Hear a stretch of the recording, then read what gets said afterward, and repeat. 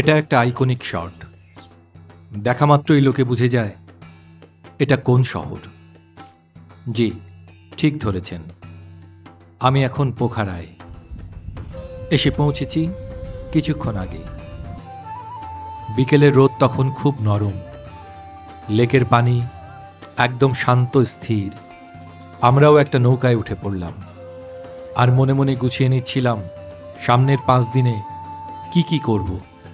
এই ব্লগে থাকবে পোখারায় আমাদের হট এয়ার বেলুন এক্সপেরিয়েন্স, নীরব পিস প্যাগোডা, রানিবেন রিট্রিটে কাটানো কিছু শান্ত সময়, বেগান্স লেকের নীরব সৌন্দর্য, দ্য ক্লিফের অ্যাডভেঞ্চারের ঝলক, আর হ্যাঁ, অতি অবশ্যই সারানকোট মাউন্টেন লজে আমাদের থাকার অভিজ্ঞতা।